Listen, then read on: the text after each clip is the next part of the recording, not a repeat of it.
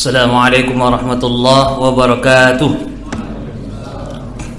Innal hamdalillah nahmaduhu wa nasta'inuhu wa nastaghfiruh wa na'udzu billahi min shururi anfusina wa sayyiati a'malina may yahdihillahu fala mudilla lahu wa may yudlil falan tajida lahu waliyan mursyida. Asyhadu an la ilaha illallah wahdahu la syarika lah wa asyhadu anna Muhammadan 'abduhu wa rasuluhu la nabiyya ba'dah. Allahumma shalli ala Muhammad wa ala ali Muhammad. Allahumma ij'al jam'ana hadza jam'an marhumah wa tafarruquna min ba'dihi tafarruqan ma'suma wa la taj'al fina wa la bainana syaqiyyan wa la mahruma. Baik, insyaallah langsung saja. Waktu kita tadi agak terlambat juga kapalnya. Alhamdulillah insyaallah kita bisa mudah-mudahan melanjutkan kajian kita. Berarti sekarang kita membahas tentang apa? At-takatsur. Alhaakumut takatsur. Berarti alhaakumut takatsur. At-takatsur artinya apa? Berasal dari kata kasir. Kasir, takasar, takasara. Yatakatsaru. Di sini artinya saling berlomba-lomba, saling memperbanyak, bermegah-megahan. Jadi alha yang menyebabkan atau lalai, yang melalaikan. I'lamu annamal hayatud dunya la'ibu wa lahu wa tafakhurun bainakum wa takatsurun fil amwali wal aulad, kata Allah surah Al-Hadid. Bahwasanya ketahuilah bahwasanya kehidupan dunia ini kata Allah. I'lamu, ketahui. Artinya Allah Subhanahu wa taala menyuruh kita untuk apa? Mengetahui tentang kehidupan dunia ini penuh dengan apa? I'lamu annamal hayatud dunya la'ib, permainan, walahu, senda gurau, wa takasur. Inilah dia takasur, saling memperbanyak. Wa tafakhur, saling bermegah-megahan. Dalam apa? Fil amwali wal aulad. Maka di sini alhaakumut takatsur, ini sesuatu bermegah-megahan dalam urusan dunia, kemewahan yang isi dalam urusan dunia ini sehingga menyebabkan kita lalai. Lalai dari apa? Dari taat kepada Allah Subhanahu wa taala. Makanya dalam ayat yang lain Allah Subhanahu wa taala mengatakan, ya ayyuhalladzina amanu la tulhikum amwalukum wala auladukum an dzikrillah. Zikir kepada Allah bentuk daripada taat kepada Allah Subhanahu wa taala. Maka Allah katakan, hai orang-orang beriman, janganlah sampai kalian lalai apa? Hartamu, anakmu lalai dari apa? Taat kepada Allah Subhanahu wa taala. Alhaakumut takatsur. Karena kehidupan dunia ini penuh dengan keindahan-keindahan sebenarnya yang sifatnya semu, seperti fata morgana, enggak hakiki. Dan itu sifatnya temporer. Kalaupun ada indah, dia sifatnya tidak kekal abadi.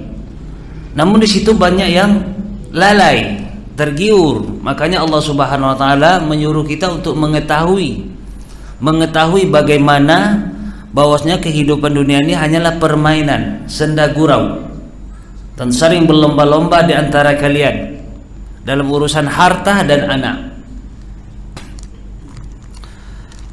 Kemudian di sini disebutkan Allah Subhanahu wa taala berfirman bahwasanya menjelaskan ayat ini bahwasanya kalian itu disibukkan oleh kecintaan kalian kepada duniawi dan kesenangan serta perhiasannya, sehingga kalian melupakan upaya kalian untuk mencari pahala akhirat dan memburunya. Jadi padahal Allah Subhanahu wa taala dalam urusan akhirat ini Allah Subhanahu wa taala suruh kita berlomba-lomba, suruh kita apa? Coba kita lihat ayat Allah Subhanahu wa taala. Sabiqu ila maghfiratin min rabbikum. Dalam ayat lain wasari'u ila maghfiratin min rabbikum. Dalam ayat yang lain fafirru ilallah. Dalam urusan akhirat Allah Subhanahu wa taala suruh kita berlomba-lomba, suruh kita lari, suruh kita bersegera. Sementara dalam urusan dunia kadang-kadang kita sibuk dan lalai dari akhirat, dari memikirkan dalam keadaan kondisi kita nanti di akhirat. Kenapa? Karena perhiasan dunia tadi yang kesenangan-kesenangannya yang membuat orang lalai. Padahal kesenangan itu sifatnya sementara. Dan kalian terus-menerus sibuk dalam urusan dunia itu. Sehingga apa? Hatta zurtumul maqabir. Sampai kalian masuk ke dalam lubang kubur. Maka di sini dalam Alhaakumut Takatsur, dalam riwayat yang diriwayatkan dari Abi Hatim, bahwasanya yang menyebabkan kamu lalai ini adalah dari taat hatta zurtumul maqabir, sampai datang kematian. Artinya sebelum tak mati tetap berlomba-lomba. Ini sebagian orang yang lalai dengan kehidupan dunia. Artinya yang memisahkan dia dari perlombaan kehidupan dunia ini adalah kematian. Ini hadis yang dijelaskan dari riwayat dari Abi Hatim bahwasanya Nabi sallallahu alaihi wasallam dari Zaid bin Aslam, dari bapaknya, bahwasanya Nabi sallallahu alaihi wasallam mengatakan alhaakumut takatsur, artinya adalah kamu lalai dari taat. Dengan apa tadi yang menyebabkan lalai? Kehidupan kesenangan dunia. Kesenangan dunia, perhiasan dunia, dan perlombaan-perlombaan dalam urusan dunia ini, sehingga menyebabkan kamu lalai dari taat kepada Allah Subhanahu wa taala. Sampai kapan? Sampai kalian mati. Sampai maut datang menjemput kita. Inilah bahwasanya Allah Subhanahu wa taala mengingatkan kita, karena kematian ini tidak tahu kapan datang, maka jangan sampai kita terlena dengan perlombaan dunia ini. Jangan sampai kemewahan dan kesenangan perhiasan dunia ini kita lalai. Karena yang namanya kita, ya fitrah kita tentu akan ingin bersenang-senang, ingin yang namanya keindahan, itu udah memang pembawaan manusia memang. Tapi jangan sampai kesenangan-kesenangan yang sifatnya sementara, keindahan-keindahan yang sifatnya relatif, ya mungkin menurut sepulan indah belum tentu ini indah, menurut sepulan ini bagus belum tentu ini bagus. Inilah dunia. Kalau akhirat enggak, semua orang ketika itu indah, memang indah menurut semua orang. Tapi kalau dunia ini tidak. Mungkin coba kita lihat, umpamanya menurut sepulan ini cantik, belum tentu menurut ini cantik. Menurut sepulan dia itu orang yang paling kaya, tapi ternyata dia pun merasa miskin. Makanya memang itu kadang hanya sekedar menurut orang tertentu saja. Kemudian Al-Hasan Basri mengatakan sehubungan dengan makna firman Allah Subhanahu wa taala ini, bahwasanya yang menyebabkan kamu lalai daripada kehidupan akhirat ini adalah yakni harta dan anak-anak, sebagaimana ayat yang kita bacakan tadi, ya ayyuhalladzina amanu la tulhikum amwalukum wala auladukum an dzikrillah. Orang yang beriman, jangan sampai apa? Amwalukum. Apa amwal? Amwal apa? Harta. Amwalukum, harta-harta kalian. Wa auladukum, anak-anak kalian, yang menyebabkan kamu lalai dari mengingat Allah. Mengingat Allah yang tujuan akhir kita adalah bertemu dengan Allah. Ini tujuan akhir orang beriman adalah untuk apa? Melihat Allah, mencari ridha Allah. Maka jangan sampai target yang paling mulia ini kita abaikan hanya karena mengurus harta, hanya karena mengurus anak. Wa may yaf'al dzalika, siapa yang melakukan itu kata Allah, maka faulaika humul khasir, maka mereka itulah orang-orang yang rugi. Kemudian dalam riwayat yang lain disebutkan dalam kitab Sahih Bukhari bab ar-raqaiq, disebutkan juga dari hal yang sama dari Hasan Al-Basri rahimahullah, bahwasanya ada hadis dari Ubay bin Ibnu Ka'ab yang mengatakan bahwa kami menganggap hal berikut termasuk dari Al-Quran sebelum diturunkan firman Allah, yaitu bermegah-megahan dengan melalaikan kalian. Telah melalaikan kalian, yang dimaksud adalah sabda Nabi sallallahu alaihi wasallam, seandainya anak Adam manusia memiliki lembah emas dan seterusnya, maka dia akan meminta lembah emas berikutnya. Artinya tidak puas-puasnya dengan kehidupan dunia ini. Memang nggak ada puasnya kalau keinginan dunia ini memang. Bahkan Nabi sallallahu alaihi wasallam, hadis ini diriwayatkan oleh Imam Ahmad dari Abdullah bin As-Saqir an abihi qala intahaitu ila Rasulullah sallallahu alaihi wasallam wa huwa yaqul. Nabi sallallahu alaihi wasallam mengatakan alhaakumut takatsur, sesungguhnya telah melalaikan kalian dengan bermegah-megahan. Yaqulu ibnu Adam, anak Adam berkata, mali mali mali, hartaku hartaku, ini mobilku, ini rumahku, ini kebunku, ini tokoku, dan seterusnya. Berkata, lalu wahallaka min malik, perlu diketahui bahwasanya yang hartamu yang mana? Coba di sini bahwasanya sekarang yang kita miliki, mobil yang kita miliki, Honda yang kita miliki, rumah yang kita miliki, kebun yang kita miliki, kemudian apalagi umpamanya saham-saham, ruko-ruko dan seterusnya yang kita miliki, kita menganggap itu adalah harta kita. Perlu diketahui mana yang harta kita. Coba kita lihat. Illa ma akalta fa afnaita, kecuali apa yang sudah kamu makan, yang sudah kamu nikmati, itulah yang punya kita. Umpamanya tadi kita makan nasi, itulah yang punya kita. Air yang sudah antum minum, umpamanya kita minum nih, ini yang sedikit nih yang sudah anda minum ini, inilah yang punya anda. Yang ini belum tentu, belum sisa ini, walaupun mungkin antum sudah kasihkan ini sama anda, belum tentu ini milik anda sekarang nih. Yang sudah milik anda yang mana? Yang sisa ini, yang sudah anda minum ini. Sehingga nanti jadi apa? Berubah, sebagian menjadi kotoran. Itulah yang punya kita. Makanan yang kita makan tadi, umpamanya kan masih ada sisa beras. Anda yakin mungkin di rumah kita masih ada sisa beras, masih ada sisa lauk dan seterusnya. Itu belum punya kita. Yang mana yang punya kita? Yang sudah kita makan tadi. Oke? Kemudian aulabista fa ablaita, atau pakaian yang sudah kita pakai, yang sudah usang, sudah koyak-koyak dan seterusnya, itulah yang punya kita. Sementara umpama bagi kita umpama yang menjual pakaian, masih banyak pakaian di toko, itu belum punya kita.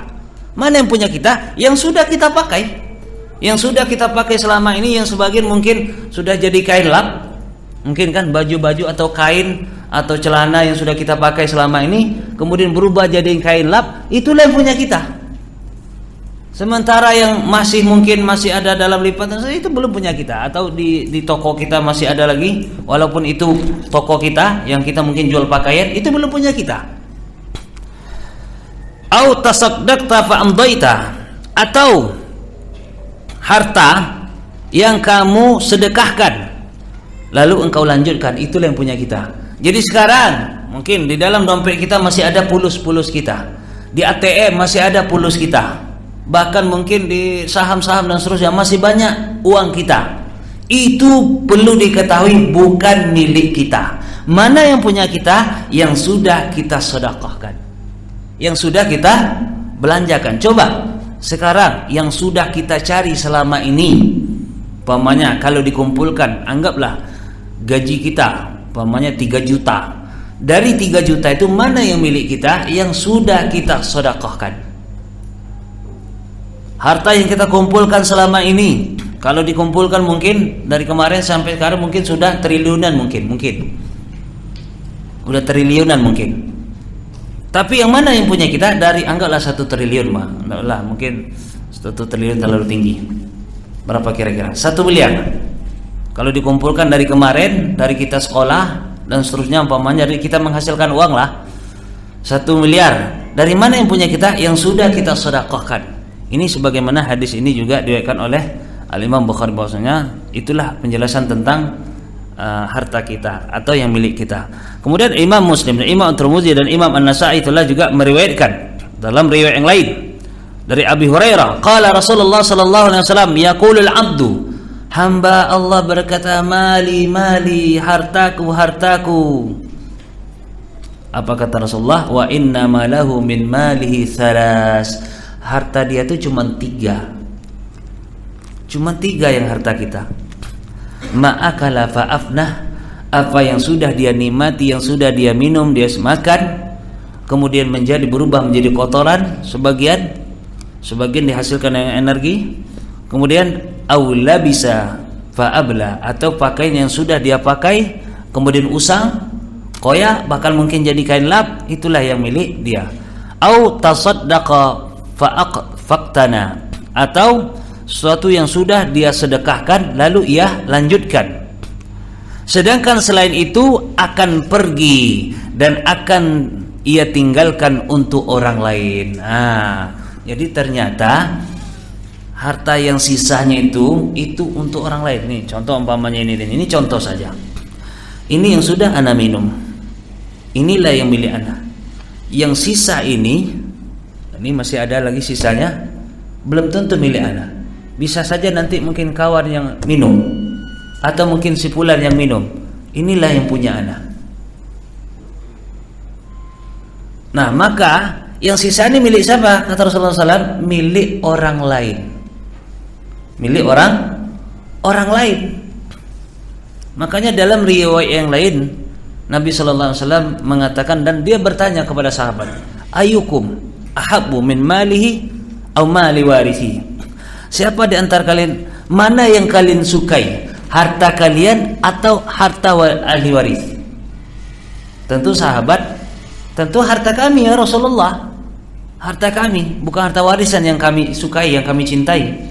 Maka kata Rasulullah SAW, harta kalian itu yang sudah kalian belanjakan di jalan Allah, dan sisanya milik ahli waris.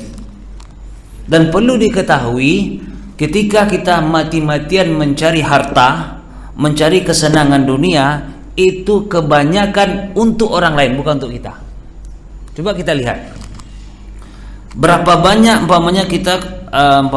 manusia yang bekerja suatu perusahaan yang mungkin gajinya besar, kemudian beli sawit mungkin 20 hektar, 50 hektar, bahkan sampai 100 hektar. Sebagian orang, tidak semuanya, artinya ada sebagian, sampai 100 hektar, bahkan ada orang yang jual mau beli lagi. Perhatikan itu sebenarnya bukan untuk dia. Mana yang untuk dia? Yang sudah dari 100 hektar tadi yang dia beli, kemudian dia belanjakan di jalan Allah, itulah yang untuk dia. Maka sisanya nanti untuk siapa? Untuk ahli waris. 100 hektar ini umpamanya, dia memiliki kebun sawit 100 hektar.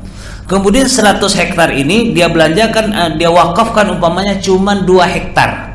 Umpamanya dia wakafkan 2 hektar untuk pembangunan yayasan, umpamanya lembaga tahfizul Quran umpamanya, atau yayasan umpamanya i'dadud du'an, persiapan dai-dai umpamanya. Dia wakafkan 2 hektar. Maka dari 100 hektar berapa yang tersisa?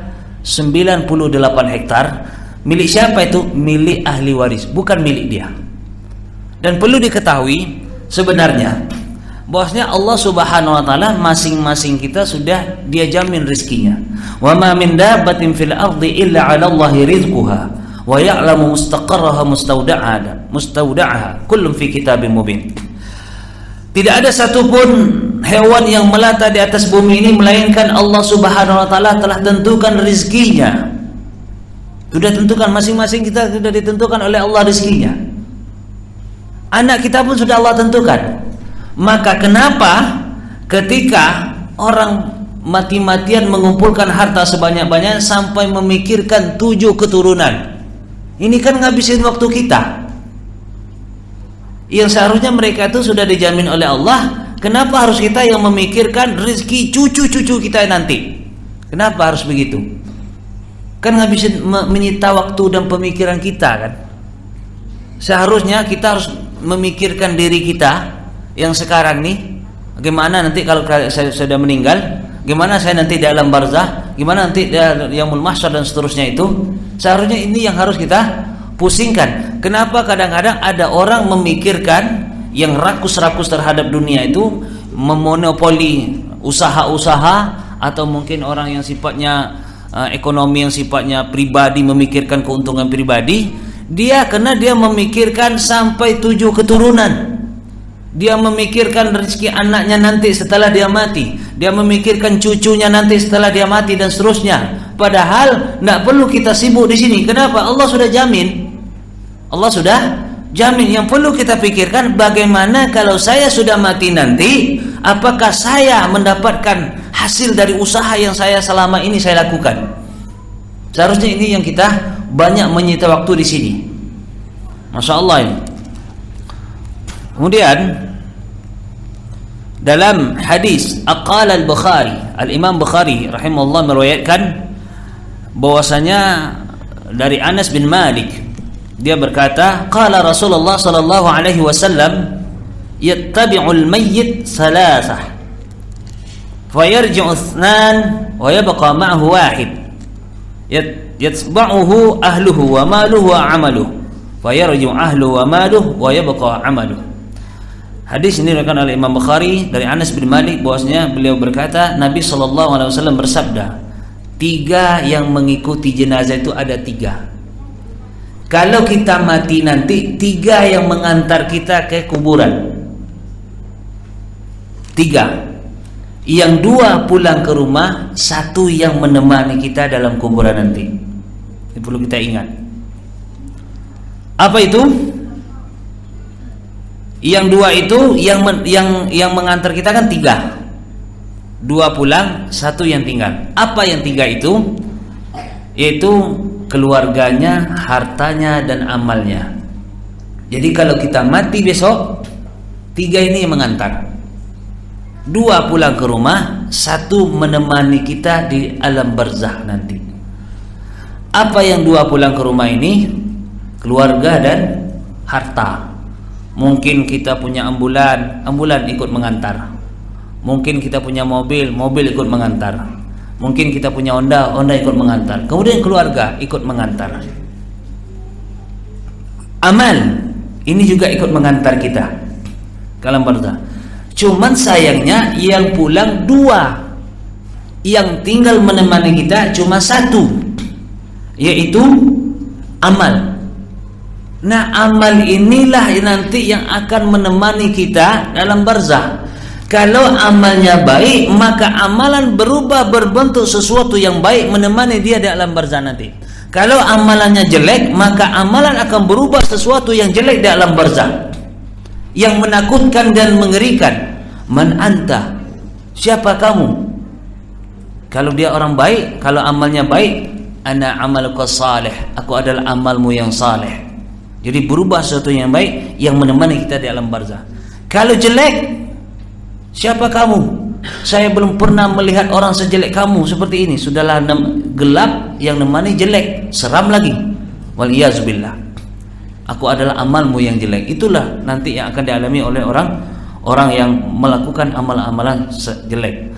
Sementara yang 2 tadi, keluarga dan harta, apakah mereka ini memikirkan kita? Wallahu alam. Kecuali kita sudah benar-benar nanti mendidik keluarga kita, anak-anak kita. Maka dalam hadis yang lain diriwayatkan oleh Imam Muslim, iza mata ibnu Adam, apabila anak Adam itu mati, maka putuslah amalnya kecuali 3. Sedekah jariyah, berarti amal dia juga. Sedekah jariyah artinya sedekah yang sifatnya lama tahannya, kemudian dimanfaatkan oleh orang ramai. Jadi semakin besar yang memanfaatkan sedekah kita ini, semakin besar pahalanya. Semakin lama masanya, semakin besar pahalanya. Ini sedekah jariyah. Jadi orang yang cerdas ketika dia bersedekah, bagaimana? Pertama, bagaimana yang dia sedekahkan ini benar-benar sifatnya lama. Sifatnya lama. Seperti umpamanya wakaf. Anggaplah kita wakafkan tanah. Tanah ini selagi digunakan sampai hari kiamat terus mengalir pahalanya. Atau pemanfaatannya lebih besar.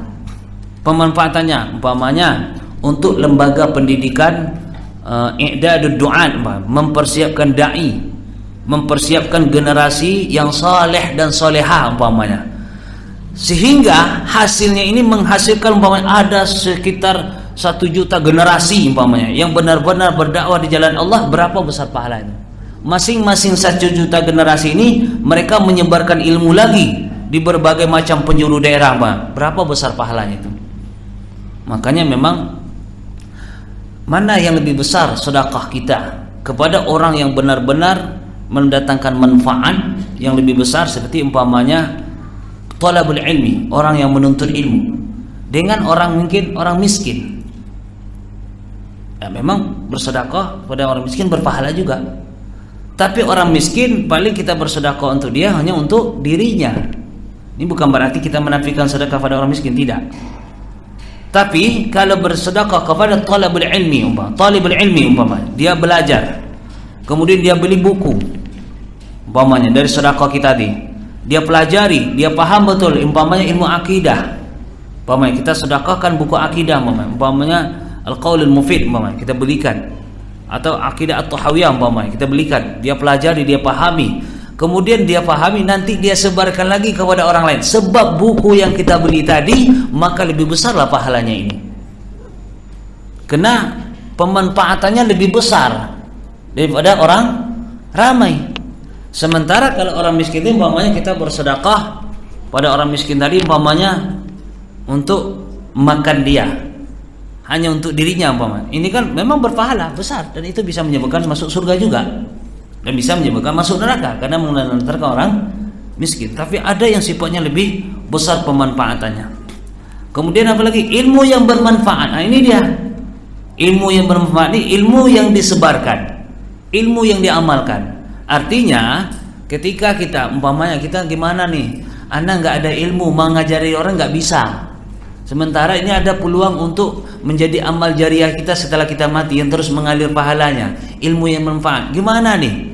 Anak nggak paham, Al-Quran nggak paham, hadis nggak paham, fikih nggak paham. Gimana supaya anak mendapatkan peluang dari pahala ilmu yang bermanfaat? Fasilitasi orang yang belajar, dukung orang yang belajar, dukung dia, support dia, orang-orang yang belajar ini, sehingga ketika dia mendapatkan ilmu sebab kita, sebab fasilitas yang kita sediakan, umpamanya waktu yang kita berikan, maka kemudian dia mendapatkan ilmu, dia sebarkan kepada yang lain, insya Allah kita akan mendapatkan dari situ. Kalau kita tidak memiliki ilmu, maka di sini besar peluangnya. Makanya ini termasuk sedekah yang paling besar ketika kita bersedekah kepada talibul ilmi ini, penuntut ilmu ini. Kita fasilitasi mereka. Sebenarnya orang-orang penuntut ilmu, dai-dai, para penuntut ilmu ini, kadang-kadang mereka tuh ada yang benar-benar sungguh-sungguh belajar, tapi kadang untuk beli buku tidak mampu. Nggak mampu. Bukannya nggak mau, kadang nggak mampu. Ada orang yang benar-benar ahli, umpamanya beli buku nggak mampu. Ada yang sudah punya buku, umpamanya dia sudah punya buku, dia orang thalibul ilmi, kemudian dia menyebarkan ilmu yang dia pelajari, dia sebarkan lagi. Ada orang pertama, dia mungkin pengen keinginan belajar kuat, tapi mungkin nggak mampu untuk beli buku, atau nggak mampu untuk belajar di suatu tempat. Ada orang yang sudah punya buku, tapi mungkin dia waktunya sudah mulai terbagi. Kenapa? Dia sudah mulai memikirkan anak, istri, keluarganya. Dia terpaksa mencari nafkah, mungkin menderes sawit, menderes getah, atau mungkin memanen sawit umpamanya. Sementara dia memiliki kapasitas ilmu yang sangat luas, tapi karena dia kena keterbatasan umpamanya harta atau mungkin nafkah untuk keluarganya, maka dia mungkin dia menghabiskan atau sebagian waktunya diluangkan untuk mencari nafkah, menghidupi keluarga dan anaknya, karena dia ada kewajiban juga di situ. Maka kalau seperti ini kita manfaatkan, umpamanya, ya udah Syekh, antum ilmu antum luas, antum punya istri, punya keluarga, ya sudah, biar anak tanggung anak sekolah anak antum fokus dia belajar, sebarkan dakwah. Insya Allah kita akan mendapatkan amal jariah dari ilmu yang bermanfaat ini, karena kita sudah memfasilitasi. Kan jarang kita memikirkan seperti ini, jarang kita memikirkan seperti ini. Ada orang umpamanya kapasitas ilmunya besar, ilmunya luas, dan dia memiliki kompeten umpamanya dalam menyampaikan ilmu ini, tapi mungkin karena dia ada kewajiban yang lain yang harus dia lakukan, sudah mulai terbagi waktunya, sudah tersita di situ. Sementara orang banyak butuh ilmunya, maka bagaimana ini kita fasilitasi? Coba kita lihat bagaimana Rasulullah SAW, para sahabat dahulu. Mereka sebenarnya, apakah mereka tidak punya tanggungan? Ketika Rasulullah mengutus Mu'az bin Jabal ke Yaman, apakah dia tidak punya tanggungan? Mus'ab bin Umair di awal itu dia utus ke Madinah, apakah mereka tidak ada tanggungan? Tapi bagaimana ini? Nah, inilah bagaimana kita memfasilitasi Penyebar-penyebar ilmu ini harus kita fasilitasi. Penuntut-penuntut ilmu ini harus kita lengkapi. Coba dilihat di Madinah sana, di Universitas Islam Madinah. Di sana orang belajar, terutama mungkin dari Indonesia, belajar di sana gratis. Bahkan asrama tidak bayar. Apa ungkapan mereka? Mereka ini adalah tamu, maka kita harus muliakan tamu. Sementara orang Arab Saudi sendiri bayar kalau tinggal di asrama. Sementara kita mau orang Indonesia yang belajar sana gratis. Ini mereka tamu, maka kita harus muliakan tamu, fasilitasi, bahkan dapat beasiswa lagi. Karena mereka paham di sini peluang amal jariahnya besar. Banyak universitas-universitas di Timur Tengah sana yang gratis. Gratis. Anak dulu juga di Al-Azhar gratis, nggak bayar, bahkan dapat beasiswa dari Al-Azhar. Dari mana biayanya? Perhatikan tuh. Kalau mereka mengajarkan, kalau mereka mencari keuntungan dunia, pasti dia akan pungut dari mahasiswa itu. Nih sekian orang, 1 juta umpamanya per semester, umpamanya 5 juta atau 10 juta dan seterusnya. Tapi tidak. Bahkan mereka mendapatkan beasiswa setiap bulannya. Banyak orang-orang muhsinin menjadi donatur. Kenapa? Mereka paham ini peluang besar untuk apa? Mendapatkan ilmu jariah tadi, ilmu yang bermanfaat tadi. Mungkin mereka terbatas untuk menyampaikan ilmu. Mungkin waktu mereka terbatas untuk menyebarkan ilmu, atau ilmu mereka terbatas, tapi mereka fasilitasi. Coba kita cari universitas di Indonesia yang benar-benar umpamanya, atau di Indonesia kalau universitas mungkin nggak ada lah, atau institut lah yang gratis, yang milik orang Indonesia. Ada nggak kira-kira? Milik orang Indonesia ada? Kira-kira yang gratis ada nggak kira-kira? Ini perlu kita pikirkan bersama, supaya apa? Yang tadi mendapatkan amal jariah yang bisa menemani kita setelah mati nanti. Perlu kita pikirkan ini. Kita pengen lembaga pendidikan-pendidikan di Indonesia mulai dari TK, SD, SMP, SMA gratis. Kita pengen, tapi nyatanya lihat, karena memang ini perlu kita pikirkan bersama supaya ada amal jariah di situ, supaya kita benar-benar ingat, jangan sampai lalai dengan kehidupan dunia ini sehingga menyebabkan kita tergiur dengan kehidupan dunia. Kemudian dalam riwayat qala al-Imam Ahmad haddatsana Yahya an Syu'bah haddatsana Qatadah an Anas anna Nabi sallallahu alaihi wasallam qala, bahwasanya Nabi sallallahu alaihi wasallam bersabda. Ini coba perhatikan ini sabda Rasulullah sallallahu alaihi wasallam. Ibnu Adam, anak Adam itu akan secara umur dia akan ada tuanya. Perhatikan ini. Dan akan tetap menemaninya 2 perkara, yaitu keinginan dan cita-cita. Badan fisik kita ada tuanya, tapi keinginan dan cita-cita nggak ada tuanya. Badan kita ada tuanya, mulai lemah, mata sudah mulai kabur, ya kan? Pipi udah mulai kendur, gigi udah mulai gugur, uban sudah mulai bertabur, tinggal nunggu lubang kubur. Tapi keinginan dan cita-cita nggak ada nunggu lubang kubur. Tetap semangat, tetap semangat. Maka kalau beribadah kepada Allah Subhanahu wa taala ada tuanya. Ada tuanya. Suruh belajar tahsin, kami ini udah tua nih dalam masa. Enggak bisa lagi, lidah udah telo. Udah kaku mamakan. Suruh belajar tahsin. Tapi kalau giliran mau nikah lagi, Pak, bisa insyaallah. Semangat. Jadi kalau yang dunianya mudah, tapi urusan akhirat tua. Maka memang masya Allah nih, memang usia kita ini ada tuanya, tapi keinginan dan cita-cita nggak ada tuanya. Seharusnya itu juga adalah Pak bapak mau mobil, udahlah, nah yang penting dapat numpang jadilah. Tapi ditawari mobil malah semakin semangat. Ini memang masya Allah ya. Baik. Kemudian dalam berikutnya, hatta zurtumul maqabir, sampai kalian masuk lubang kubur.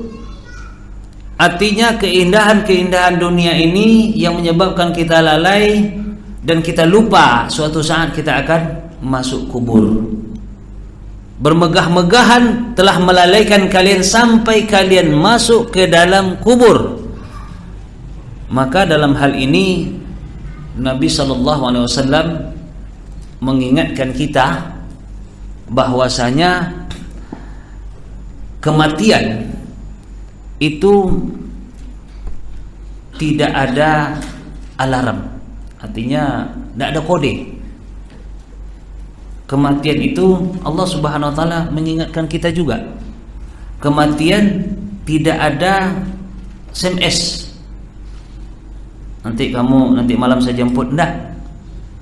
Sehingga karena kematian kita ini tidak tahu, maka jangan sampai kehidupan dunia, perdagangan takasur, dalam ayat yang lain tadi disebutkan tafakhur itu saling bermegah-megah, itu menyebabkan kita lalai dari kehidupan dunia. Maka kata Allah Subhanahu wa taala, kalla saufa ta'lamun thumma kalla saufa ta'lamun, kelak nanti kalian akan tahu akibatnya. Akibat kalian berlomba-lomba dalam kehidupan dunia ini nanti akan tahu setelah kalian mati, setelah kalian melihat. Ini maka ayat berikut, kalla sawfa ta'lamun thumma kalla sawfa ta'lamun kalla law ta'lamuna ilmal yaqin la tarawunnal jahim. Nah, kalau sudah nampak neraka itu baru kita sadar. Kenapa sekarang kita tidak menyadari itu? Karena kita menganggap neraka itu nggak ada. Kalau orang menganggap neraka ada, pasti dia akan ada alat kontrol dia untuk bermegah-megah dalam urusan dunia. Pasti. Kalau orang yakin api neraka itu ada, yakin dia, pasti dia akan rasa takut. Coba kita lihat, memang Masya Allahnya, ketakutan kita kepada Allah Subhanahu wa taala tidak seperti ketakutan sebagian orang kepada virus corona. Coba lihat. Kalau virus corona berani pakai cadar, Allah suruh tak berani dia pakai cadar. Sekarang banyak nemukan pakai cadar, Masya Allah. Mudah-mudahan terus menerus. Ini virus corona yang nyuruh pakai cadar nih. Makanya banyak pakai cadar, apalagi tempat-tempat umum. Walaupun tak pakai jilbab, pakai cadar juga jadinya. Ini virus corona yang nyuruh banyak, tapi Allah Subhanahu wa taala enggak. Artinya memang ketakutan kepada Allah tuh enggak yakin. Makanya memang ihsan itu memang Masya Allah tuh ihsan tuh. Kamu seakan-akan melihat Allah. Nah, sekarang kita melihat bagaimana bahayanya corona itu kan. Melihat, menyaksikan, padahal kadang cuma di TV dia lihat, nggak lihat asli. Tapi ketakutannya seakan-akan sudah melihat sendiri. Bagaimana kalau melihat Allah? Seakan-akan dia melihat Allah dengan nyata, tentu lebih takut. Maka sekarang Allah Subhanahu wa taala mengingatkan kita, la tarawunnal jahim, nanti kamu akan melihat api neraka. Nah, seakan-akan kalau api neraka di depan kita tentu lebih takut, lebih menyeramkan daripada corona. Masya Allah, Subhanallah. Itu adalah makhluk Allah yang kecil, yang Allah Subhanahu wa taala yang mengatur itu semua. Perlu kita ketahui bahwasanya kematian ini sebenarnya sudah Allah agendakan. Tidak ada jadwal kita tinggal nunggu antrian saja. Kita nggak tahu, cuma nomor antrian itu kita nggak pegang. Yang megang nomor antrian itu malaikat maut nanti. Artinya dia yang tahu siapa yang akan dia cabut atas perintah Allah Subhanahu wa taala. Kita nggak tahu, kita tinggal nunggu saat. Sebenarnya virus corona itu hanyalah sebab saja. Tapi agendanya kematianmu tanggal sekian, jam sekian, sudah Allah agendakan. Sebenarnya. Jadi corona itu hanya sebab orang mati. Jadi kalau Allah ingin mematikan orang, ingin sekali banyak, Allah gampang saja membuatnya. Bisa sebab angin, tak mati sekian ribu orang. Bisa sebab air, tak mati sekian ribu orang. Bisa sebab kebakaran, mati sekian ribu orang. Bisa sebab apalagi gempa, mati sekian ribu orang. Bisa sebab virus, mati sekian ribu orang. Gampang.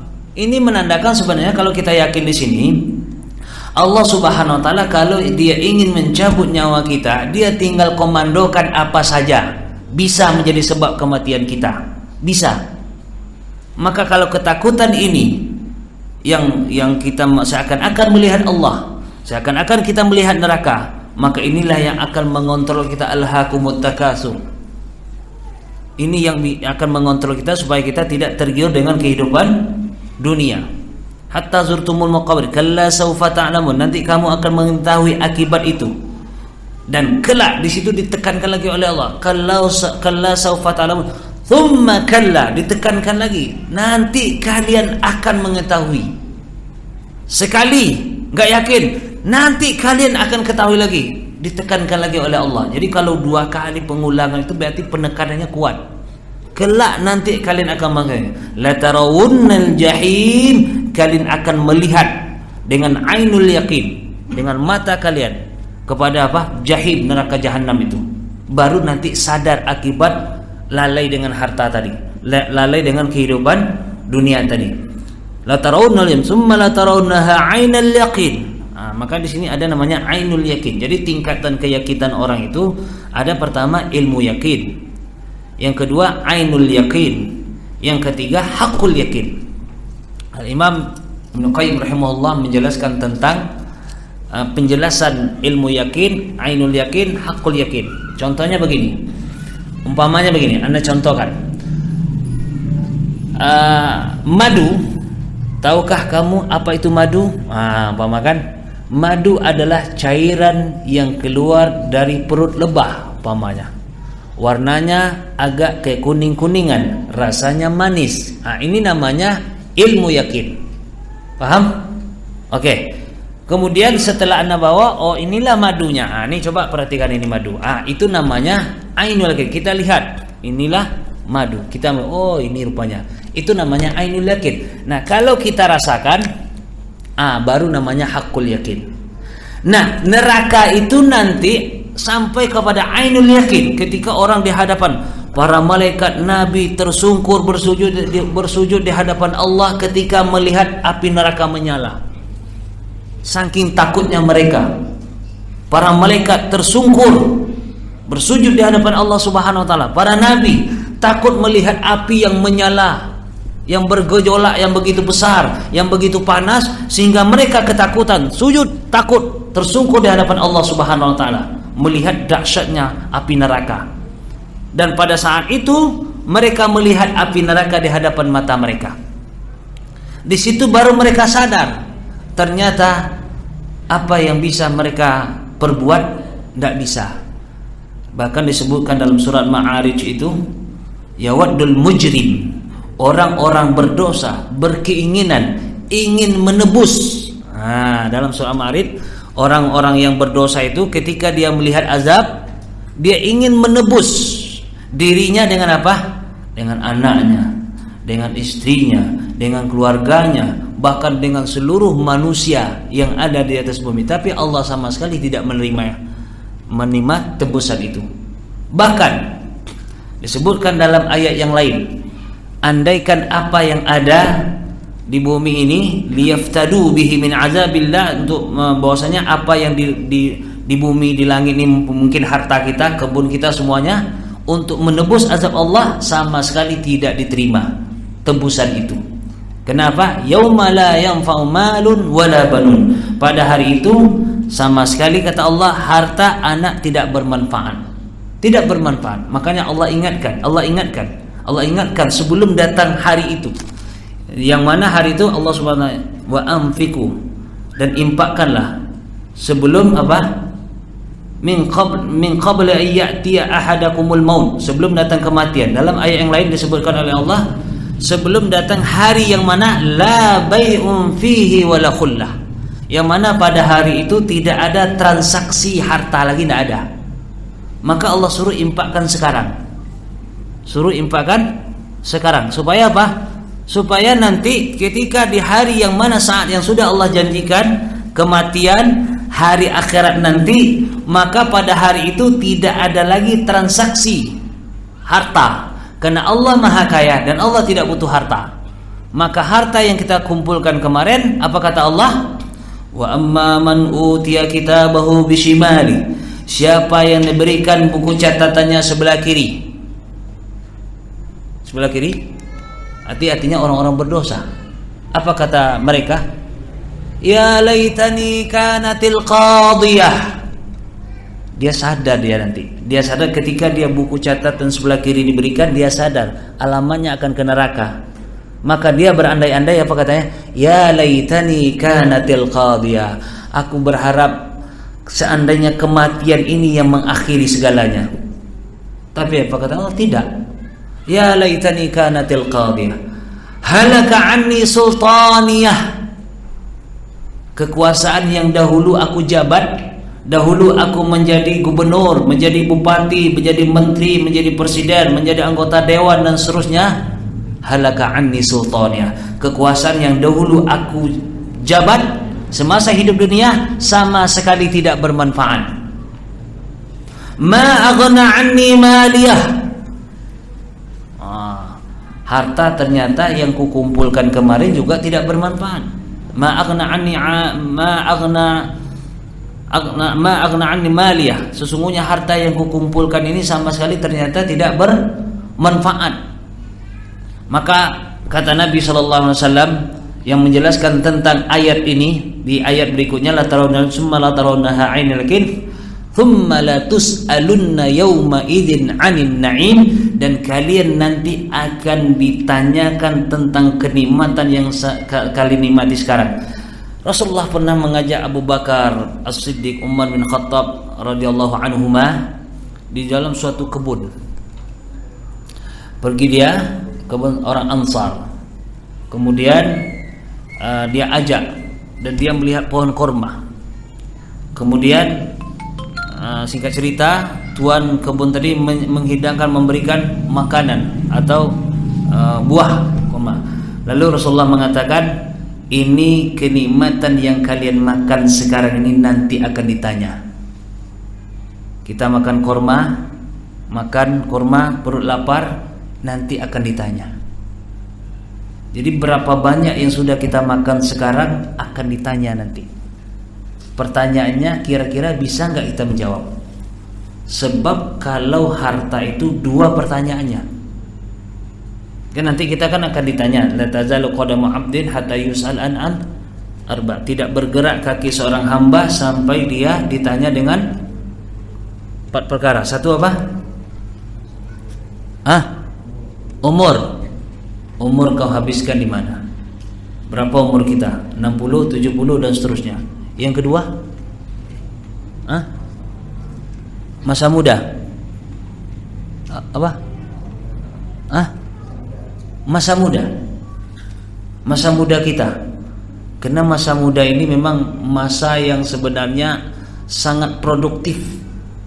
Dan Rasulullah sallallahu alaihi wasallam mendidik generasi muda untuk melanjutkan dakwahnya. Coba kita lihat Ali radhiyallahu anhu, Zubair bin Awwam, Usamah bin Laden, Usamah umur 18 tahun jadi panglima perang.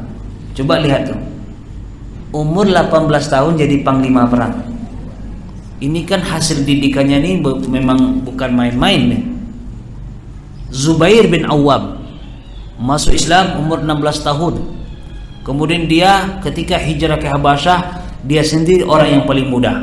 Hijrah ke Madinah, dia yang muda, Zubair bin Awwam. Makanya dia termasuk 10 orang yang dikabarkan masuk surga. Dia tewas di medan di perang Badar. Zubair bin Awwam, dia muda. Banyak yang muda-muda. Ali bin Abi Thalib radhiyallahu anhu masih muda. Coba lihat yang senior-senior itu kan Abu Bakar As-Siddiq radhiyallahu anhu. Tapi banyak generasi muda. Kenapa? Masa muda ini masa yang produktif, masa yang bergeraknya lebih cepat, lebih ringan dan seterusnya. Maka masa muda ini kalau tidak digunakan untuk taat kepada Allah, itulah akibatnya banyak demo itu. Yang demo itu orang tua, orang muda. Anak SMK bahkan saking muda lagi anak SMK. Anak SMK umur berapa? 17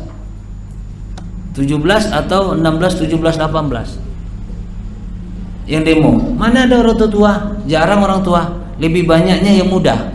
Itulah tadi hudatsaul asnan, sufahaul ahlam. Kalau bertemu dua ini, hudatsaul asnan apa itu? Hudatsaul asnan apa?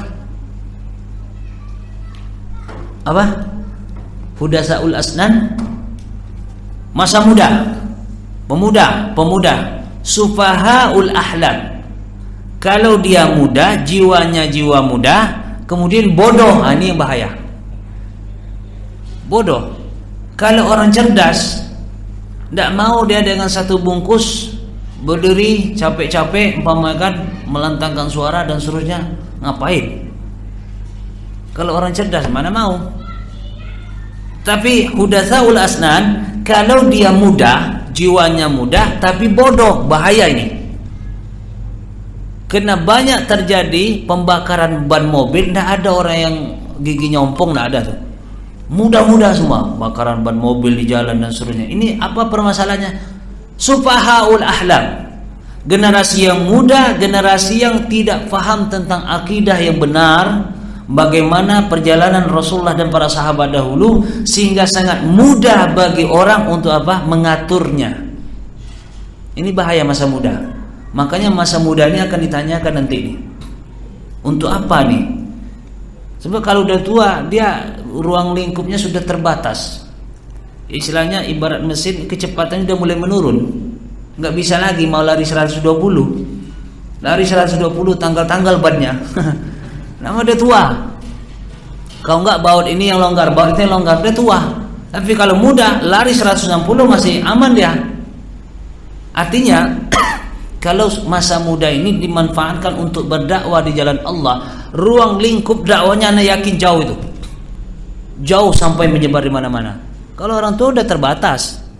Mau pergi apa umpamakan, mau pergi dakwah malam-malam hari tempat yang jauh, aduh naik gula. Enggak jadi. Mengisi ceramah udah terbatuk-batuk. Udah tua.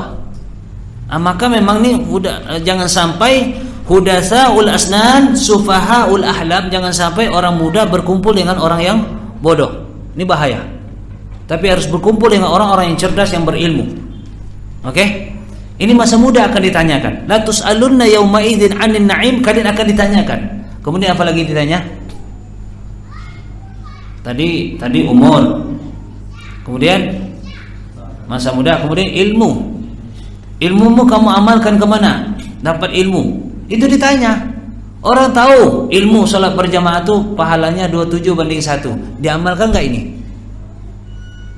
Orang tahu thalabul ilmi faridah, menuntut ilmu fardu. Fardu kan, thalabul ilmi faridah. Menuntut ilmu adalah fardu. Sebagaimana salat itu juga fardu.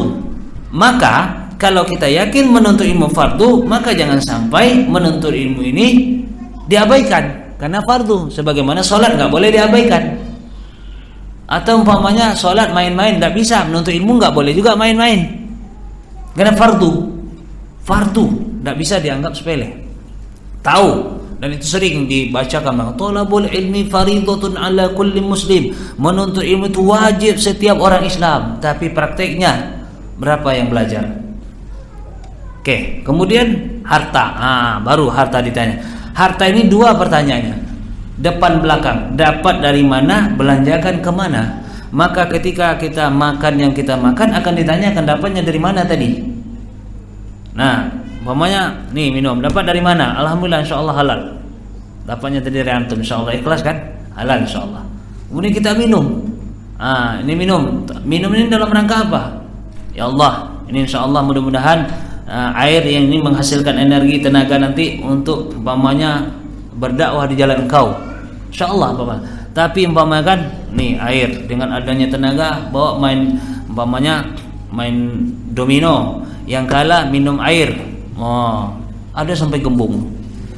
Pokoknya yang kalah minum air terus lagi. Kalah minum air sampai gembung. Masya Allah nih. Ini namanya belanjanya walaupun halal dibeli dengan duit, tapi karena dia pemain domino, siapa kalah minum air, siapa kalah minum air, banyak-banyak gembung. Ini pengeluarannya salah atau pengeluarannya baik, dapatnya tidak baik. Ini juga bermasalah juga. Umpamanya dikeluarkan untuk impak pembangunan masjid, dari mana dapat? Tadi ada proyek anak suntik sikit. Anda bisa juga dapatnya salah. Kadang untuk menutupi korupsi, umpamanya kan impakkan ke sini, impakkan situ dan seterusnya, ini juga bermasalah. Dua pertanyaan ini. Maka harta ini pertanyaannya dua, depan belakang. Belakangnya tanya, depannya ditanya. Dapatnya dari mana, keluarnya kemana ditanya. La tus'alunna yauma idzin 'anin na'im. Kalian nanti akan ditanya apa saja kenikmatan yang kalian dapatkan semasa hidup di dunia ini. Kita mendapatkan istri ditanya, dapatkan anak ditanya, dapatkan harta. Pokoknya apa saja kenikmatan dunia yang sudah kita nikmati sekarang akan dimintakan pertanggungjawabannya. Maka kita harus berusaha mencari jawabannya sekarang. Makanya Abu Darda, sahabat Rasulullah SAW, beliau rela tidak memiliki harta karena dia takut nggak bisa jawab nanti. Umpamanya dia nggak punya mobil, nggak punya Honda, nggak punya kebun, karena dia khawatir nggak bisa jawab. Maka kalau kita ingin beli Honda, siapkan dulu pertanyaan nanti di akhirat. Kira-kira kalau bisa jawabannya, baru kita beli. Umpamanya Anda mau beli Honda nih, bahwa kita dapatkan dari gaji, baik, aman. Umpamanya gaji pun ditanya juga, ente masuk wailul mutaffifin nggak? Maksudnya apa? Celakalah bagi orang yang mengurangi timbangan. Ini bukan masalah timbang apa juga, beli lado itu bukan itu juga. Ketika kita kontrak kerja umpamanya kan, masuk jam 7.30, keluar jam 3. Kita masuk jam 8.30, keluar jam 2. Ini masuk wailulil mutaffifin. Gaji kita terima sempurna, masuknya enggak sempurna, masuk wailulil mutaffifin. Kena juga nanti. Anda beli Honda dari gaji, tengok gaji dapat dari mana? Nanti masuk wailul mutaffifin enggak? Kan gawat nanti itu. Anda sudah berusaha disiplin. Kalaupun terlambat, Anda sudah izin sama atasan. Ataupun terlambat mungkin Anda ada sebab. Kemudian Anda pulang cepat ada sebab, dan Anda sudah izin sama atasan dan sudah diizinkan, alhamdulillah, aman insyaallah. Tapi kalau memang sengaja datangnya lambat, umpamanya ceklok jam berapa? Jam 8 mah. Tapi sudah ceklok pergi keluar dulu, jam 10 baru masuk kantor. Ini masuk wailulil mutaffifin. Gajinya nanti gaji minta disempurnakan, masuknya terlambat. Ini nanti akan jadi pertanyaan dapatnya. Kita beli Honda. Kira-kira nanti pertanyaannya, Anda beli Honda ini untuk taat kepada Engkau ya Allah. Anda untuk biar bisa pergi pengajian, biar mudah dalam urusan ini dan seterusnya, umpamakan. Sudah siapkan, kita siapkan jawab pertanyaan, insya Allah belilah Honda itu. Tapi kalau kira-kira nanti nggak bisa jawab, ini maka kita harus berusaha mencari jawaban sekarang. Harus kita berusaha mencari. Maka Abu Darda dia kena di situ, yakinnya dia seakan-akan dia nggak bisa menjawab pertanyaan itu, makanya dia rela tidak memiliki harta benda kemewahan-kemewahan ini. La tus'alunna yauma idzin 'anin na'im. Kelak nanti kalian akan ditanya tentang kenikmatan-kenikmatan yang mana yang kamu nikmati semasa hidup dunia, akan ditanyakan nanti di akhirat. Kalau tidak bisa menjawab, maka kita akan menanggung akibatnya. La tarawunnal jahim, saat itu baru kita sadar, melihat api neraka baru kita sadar. Ternyata inilah sebab kelalaian ini. Lalai-lalai harta inilah akibatnya, baru menyesal. Maka coba kita lihat bagaimana penyesalan mereka. Walau tara idz wuqifu 'alan nar, ketika mereka berdiri di depan neraka, qalu, ini dalam surat Al-An'am, surah Al-An'am insyaallah. Ada Al-Quran? Tengok Al-Quran dulu. Quran cetakan apa? Ada? Cetakan apa? Ada? Al-Quran? Kalau nggak ada, Anda buka Quran Anda aja. Disebutkan dalam surat Al-An'am. Coba kita lihat di sini, Al-An'am.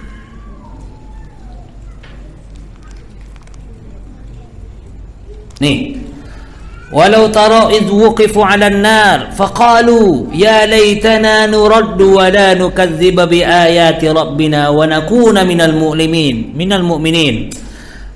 Kalau kamu melihat ketika mereka berdiri di depan neraka, Faqalu, mereka berkata, ya laitana, aduhai. Ini ungkapan penyesalan, yang mana penyesalan ini tidak bisa kembali lagi. Ya laitana nuraddu, ya Allah, menyesalnya kami, andaikan kami dikembalikan. Nuraddu, kami dikembalikan ke dunia. Coba Allah mengatakan, la tarawunnal jahim, kamu akan melihat api neraka. Ketika mereka melihat api neraka, apa perkataan mereka? Faqalu ya laitana nuraddu. Dia berkata, aduhai, alangkah baiknya kami berharap, kami berkeinginan dikembalikan ke dunia. Wala nukadzibu biayati rabbina, dan kami tidak mendustakan ayat-ayat Allah ini. Wa nakuna minal mu'minin, dan kami akan termasuk orang-orang beriman. Kami akan percaya ayat ini. Tapi apa kata Allah? Bal badalahum ma kanu yukhfuna min qabl walau ruddu la'adu lima nuhu anhu wa innahum lakadzibun. Kalau mereka dikembalikan ke dunia, mereka akan seperti itu juga, kata Allah, dan mereka adalah orang yang berdusta. Wa qalu, dan dia berkata, in hiya illa hayatuna dunya wa ma nahnu bimab'utsin. Karena mereka menganggap apa? Kami kehidupan dunia ini sampai di sini saja, dan kami tidak akan dibangkitkan. Itu keyakinan mereka.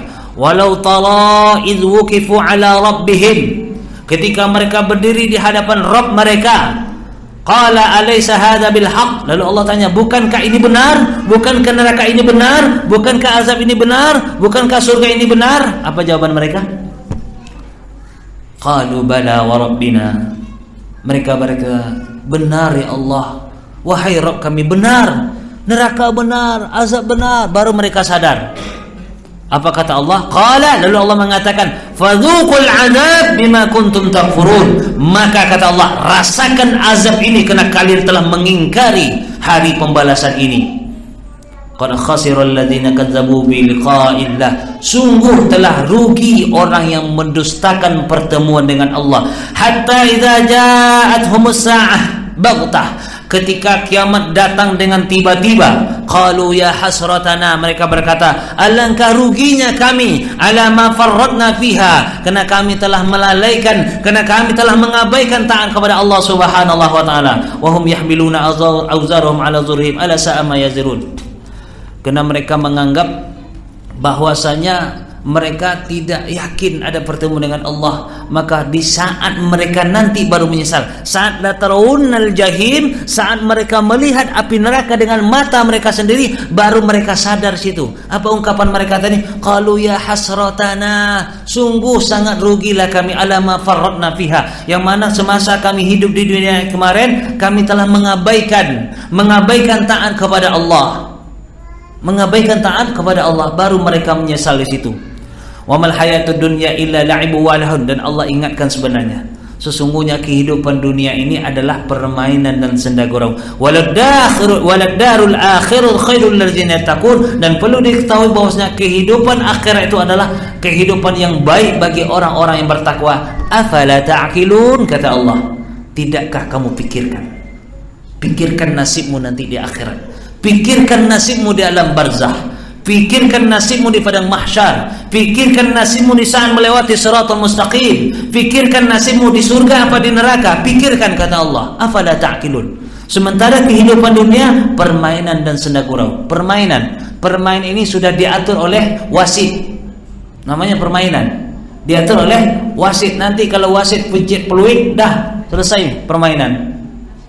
Jangan sampai kita tergiur. Maka Allah Subhanahu wa taala mengingatkan kita bagaimana kejadian orang nanti di padang mahsyar. Di saat belum lagi ayat-ayat yang lain yang menceritakan ketika mereka sudah masuk neraka. Ini baru ketika mereka berdiri di hadapan neraka. Baru mereka berdiri di hadapan neraka, baru mereka berdiri di hadapan Allah Subhanahu wa taala, mereka sudah menyesal. Dan Allah Subhanahu wa taala sudah mengingatkan tadi, la tarawunnal jahim, kamu akan melihat dengan mata kalian nanti neraka itu. Dan kalian akan ditanyakan tentang kenikmatan semasa hidupnya. Maka sekarang Allah ceritakan bagaimana kondisi mereka saat berdiri di hadapan neraka, bagaimana kondisi mereka di saat berdiri di hadapan Allah Subhanahu wa taala, menyesal. Maka Allah kata, afala ta'qilun, tidakkah kalian pikirkan nasib kalian nanti di alam barzah? Tidakkah kalian pikirkan nanti nasib kalian saat dibangkitkan, nasib kalian saat di padang mahsyar, nasib kalian saat dihisab, nasib kalian saat ditimbang, nasib kalian melewati siratal mustaqim, nasib kalian nanti di surga atau neraka. Pikirkan kata Allah. Sebab kalau kita tidak mau berfikir, ingat, orang yang tidak mau berfikir, apa kata Allah? Walaqad zara'na li jahannama katsiran minal jinni wal insi lahum qulubun la yafqahuna biha wa lahum a'yunun la yubsiruna biha wa lahum adhanun la yasma'una biha ulaika kal an'am bal hum adall ulaika humul ghafilun. Telah kami isi api neraka jahanam itu baik dari jin maupun dari manusia, kata Allah. Mereka punya hati tapi tidak mau berfikir, mereka punya mata tidak mau melihat, mereka punya telinga tidak mau mendengar. Mereka itu seperti binatang, bahkan lebih hina daripada binatang. Artinya orang yang malas berfikir itu sama dengan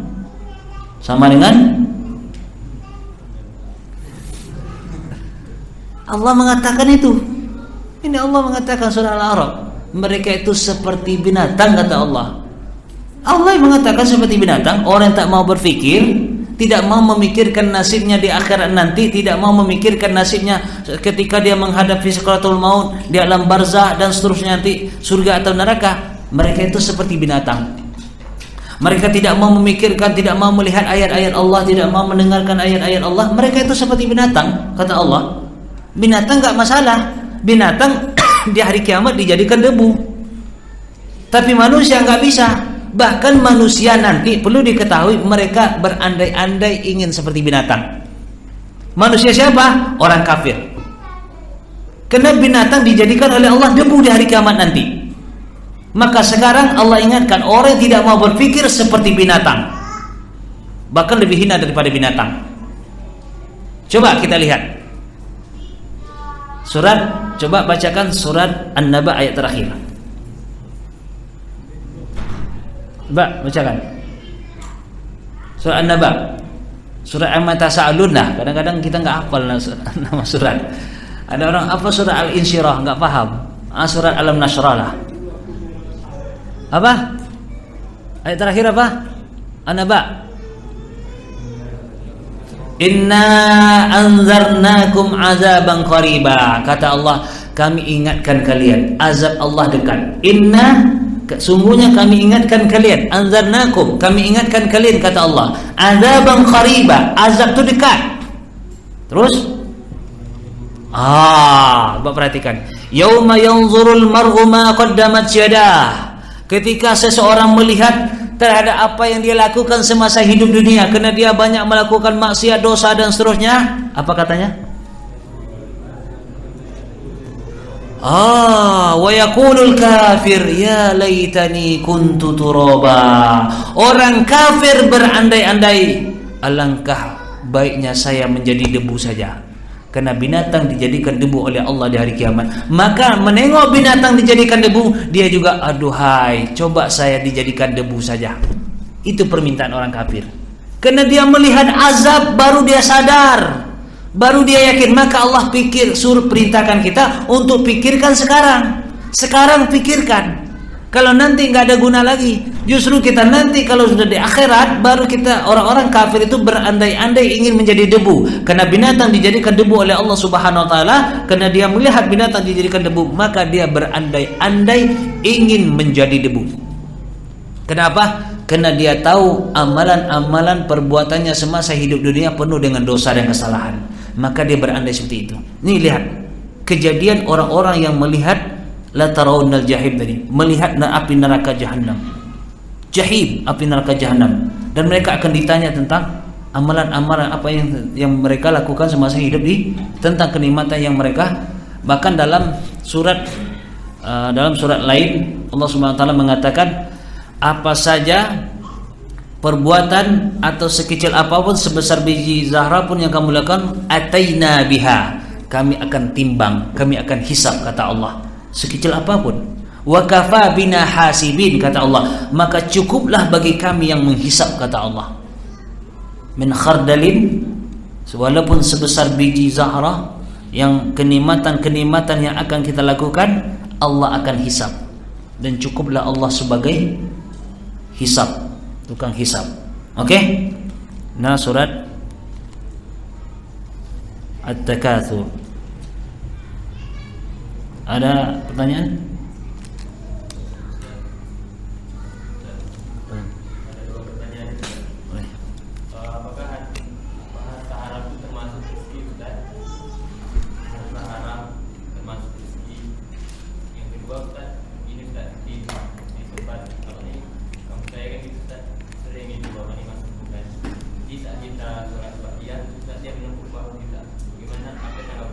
Itu orang masbuk. Tapi kita melakukan sholat ba'diyah gitu. Tapi dia masbuk sholat lain. Baik. Pertama tentang masalah harta haram. Sebenarnya rezeki kita itu kan sudah ada, cuman sekarang kita ini berusaha mencarinya lewat cara yang haram atau cara yang halal. Rezeki kita ditentukan oleh Allah. Rezekimu sebulan ini umpamanya 3 juta, ditentukan oleh Allah. Cuman caranya ini apakah kita dengan cara yang halal atau cara yang haram, atau mengambil yang haram atau mengambil yang halal. Maka perlu kita ketahui bahwasanya rezeki kita itu yang sudah Allah Subhanahu wa taala jamin tadi. Kita sebagai hamba Allah berusahalah mencari yang halalnya, mengambil dengan cara yang halal rezeki kita tadi. Ya, kalau kita dapatkan dengan cara yang haram, maka itu akan menjadi haram bagi kita. Dan rezeki kita tadi kan yang sudah kita nikmati. Kalau kita ambil dengan cara mencuri, dengan cara yang haram, berarti kita memakan rezeki yang haram. Yang namanya rezeki kita yang sudah kita nikmati. Oke? Maka sekarang bagaimana kita berusaha mencari sesuatu yang akan menjadi rezeki kita itu menjadi yang halal, menjadi halal. Kita mau mencuri, mau umpamanya merampok, begal dan seterusnya umpamanya kan, itu kan caranya haram. Cara seperti ini. Maka ketika nanti hasilnya kita makan, kita nikmati, maka rezeki yang kita makan itu haram. Berubah jadi haram karena perbuatan kita. Padahal seharusnya Allah Subhanahu wa taala memberi rezeki kita itu kan sebenarnya yang sudah kita sudah dibeli oleh Allah rezeki yang sudah kita makan dari makan. Nah, sekarang sebenarnya bagaimana usaha kita untuk mencari yang halal. Sebenarnya yang halal itu lebih, ada orang bilang yang apa? Yang halal susah apa? Yang haramnya susah, apalagi yang halal. Justru yang haram itu yang paling susah. Yang haram itu yang paling susah, bahkan sampai masuk penjara gara-gara mencari yang haram. Tapi kalau mencari yang halal tidak ada sampai masuk penjara. Walaupun mungkin hanya anggapan orang hina. Ada orang cari botol kayak ini dikumpulkan kan, mungkin kan dianggap hina sama orang. Emang kan bawa goni besar, umpamakan dapat botol masukkan, dapat botol itu masukkan, umpamakan kan. Mungkin orang anggap kerjanya itu hina mungkin.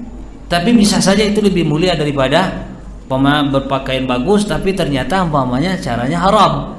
Nah, jadi yang namanya rezeki kita kalau ditanya mana yang rezeki kita yang sudah kita nikmati, maka apakah itu haram atau halal itu kitalah yang menyebabkannya. Nah, yang penting yang kita. Nah, kalau yang haram ini tidak dibersihkan maka akan menjadi penyakit malapetaka bagi kita. Kemudian masalah masbuk. Bagaimana kalau kaifiatnya sama boleh. Kaifiatnya sama ini dibolehkan. Umpamanya kita masbuk, ada orang umpama kita sholat subuh masbuk orang umpamanya yang kaifiatnya sama, bagaimananya sama. Sholat subuh umpama 2 rakaat, ada orang masbuk, kita ikut. Kalau masbuk secara boleh. Kalau kita sama umpamakan kaifiatnya sama itu boleh, tidak masalah. Tapi kalau kaifiatnya berbeda itu tidak boleh. Kalau bermakmum sama orang mungkin mukul punggung atau takbir saja keraskan. Tapi intinya maksudnya begini, kalau kita masbuk satu orang umpamakan ada orang yang lain, maka dalam hadis kan ada yang jelaskan sedekah untuk saudaramu. Sedekah untuk saudara. Umpamanya kita sendiri masbuk nih, tapi kalau kita berdua kita buat jemaah sendiri, buat jemaah berdua itu. Umpamanya kita masbuk 2 orang, jangan ikut dia, buat jemaah sendiri. Tapi kalau kita sendiri, maka minta apa aja sama kawan, tolong temani ana sholat gitu. Jadi kalau kaifiatnya berbeda, 3 sama 2 kan berbeda tuh. Kita maghrib dia tinggal 1 kan kaifiatnya berbeda. Maka lebih baiknya kita cari kawan yang nanti bisa menyamai sedekah salat namanya. Pernah dengar hadisnya? Ada namanya sedekah salat. Sedekah salat. Jadi maksudnya gini, umpamanya akhi terlambat sendiri salat maghrib. Ada orang yang masbuk. Dia cuma sendiri masbuk, 1 rakaat lagi. Yang lain sudah selesai. Akhi panggil aja kawan tuh, akhi teman yang salat itu. Ada akhi salat bersama dia. Kalau akhi berdua atau 3 lebih, maka buat sendiri jamaah. Kalau itu udah selesai, orang udah selesai imam kan, enggak usah ikut dia lagi. Kalau berdua tuh enggak boleh lagi ikut dia. Kita buat baru. Tapi kalau kita sendiri, maka minta tolong aja sama orang. Tolong ana temani. Umpama ini lebih afdal insyaallah bismillah. Ketika kita masbuk sendiri, kita minta tolong sama kawan untuk minta disedekahkan, minta sedekah salat namanya. Oke? Allahu a'lam. Baik, bagaimana jika kita masbuk demi menjaga anak-anak salat supaya tidak ribut? Sebenarnya ini dari awal ini harus kita atur. Kalau mungkin sekali, oke, tapi kalau tiap hari masbuk, tiap 5 waktu ngurus anak-anaknya terus, umpama ini jadi masalah juga. Umpama kan sengaja pula dia, kalau seperti ini nggak boleh juga, sebab ini disengaja kan. Tapi kalau kebetulan umpama kan dia ngatur dan itu ribut, umpama kan membuat orang terganggu, mungkin bisalah. Tapi kalau tiap hari, berarti ini yang jadi masalah orang tua anaknya, ini yang jadi masalah. Maka orang tua anak harus mengatur. Anak itu usahakan sebelah tepi, terbelakang. Dan kalau bisa jangan anak-anak itu ditemukan, berdua ditemukan umpama kan, nanti akan jadi ribut tuh. Mungkin di selanya, selagi anak ini tidak memutus saf, kalau dia sudah tidak lari-lari. Anak anggaplah sudah SD kelas 5 umpama kan, dia nggak memutus saf walaupun dia belum balik, nggak memutus saf asalkan dia tidak lari atau tidak keluar dari saf, selagi dia posisinya tetap tidak memutus. Makanya kalau kita atur, bahwa itu sebelum dimulai itu diatur. Makanya imam sawu sufufakum fa inna taswiyat sufu itu sebenarnya dalam rangka menertibkan dahulu. Kalau sudah tertib baru takbir. Kalau belum tertib jangan takbir dulu. Ini imam juga harus paham juga ini. Bahwa banyak anak-anak, oke, tertibkan dulu. 1 orang, 2 orang, 3 orang mungkin menertibkan, mungkin anak MDA umpama kan. Ada 3 orang yang mungkin ditugaskan untuk menertibkan. Udah aman baru takbir. Ini orang lagi ngatur-ngatur dia takbir duluan imamnya. Sehingga masbuk yang ngatur. Ini jadi masalah, berarti imamnya tidak memahami. Ketika sawsufakum, imam mengarah ke makmum itu sebenarnya dalam rangka menertibkan, bukan sekedar menerang as-salatu jami' rahimakumullah. Yang ditengoknya tikar tuh. Enggak, tengok kanan, sak dah lurus belum? Nanti sak dah dulu. Bahkan mengarah ke makmum. Dah rapi belum? Baru mulai. Kadang-kadang ada sekedar apa sih? As-salatu jami' rahimakumullah, salatu jami' rahimakumullah. Enggak ada untuk melihat sak rapi tadi, cuma syarat aja seakan-akan. Ini jadi masalah juga. Makanya yang berhak menjadi imam adalah orang yang lebih a'lam, ahlul ilmi wal fadli. Dalam Sahih Bukhari itu ahlul ilmi wal fadli, orang yang berilmu, orang-orang yang lebih paham mengerti Al-Quran. Ini sehingga dia nanti setelah ditertibkan anak baru dia takbir. Ini orang lagi ngatur dia langsung takbir, bermasalah juga imam seperti ini. Oke, Allah a'lam. Baik, apa hukumnya melaksanakan turnamen yang awalnya uang pendaftaran dikumpulkan untuk hadiah? Kalau dari pendaftaran untuk hadiah itu judi. Tapi kalau dari sponsor yang dia tidak ada hubungan di situ, tidak masalah.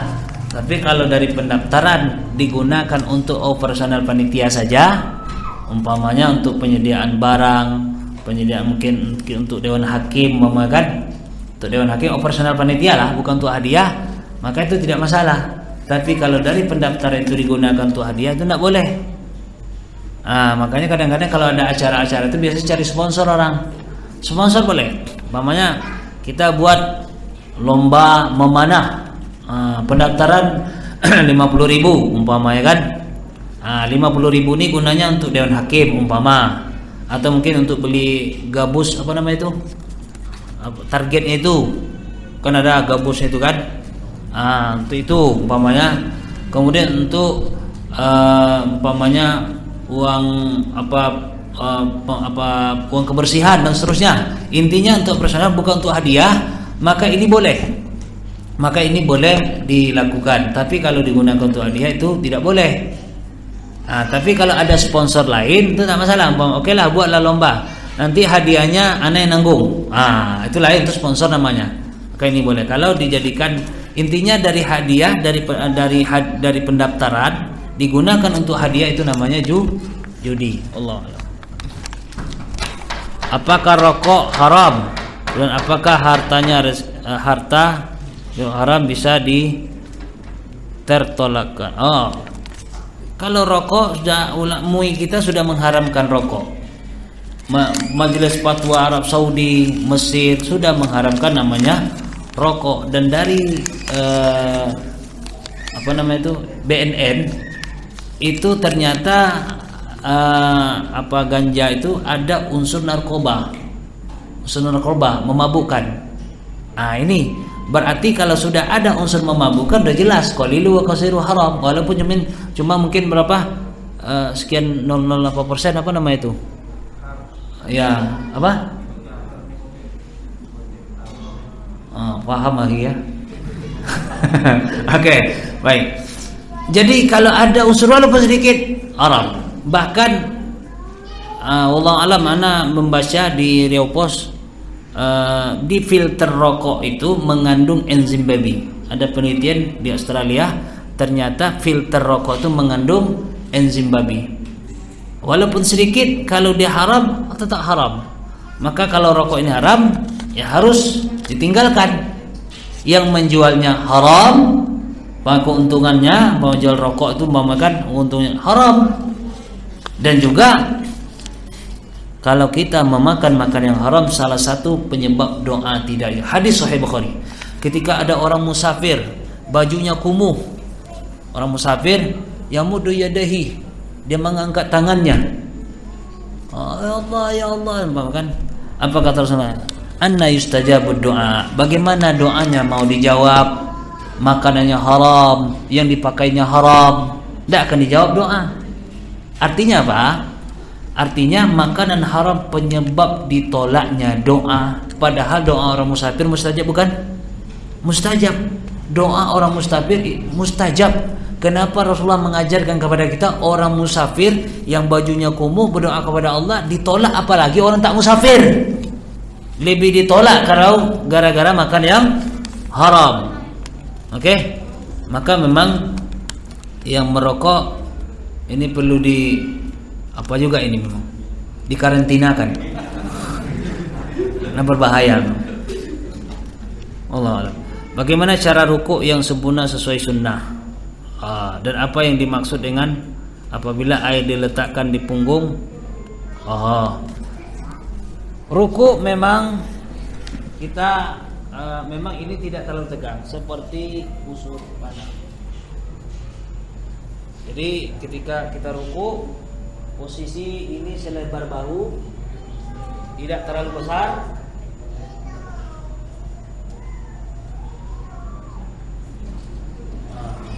Dan mata mengarah ke tempat sujud. Dan tangannya, jarinya di di lututnya itu. Ya, diginikanlah. Kemudian ininya tidak terlalu tegang, sedikit membusur. Oke? Itu tata cara ruku. Allah. Assalamualaikum warahmatullahi wabarakatuh. Mudah-mudahan. Oke. Alhamdulillah, ana sudah menikah, Masya Allah. Barakallahu laka wa baraka alaika wa jama'a bainakum insyaallah. Mohon nasihat dalam pernikahan sebagai suami dan istri. Syukran. Masya Allah, ini nasihat pernikahan ini harus bab khusus ini. Masalah nasihat nikah. Baik.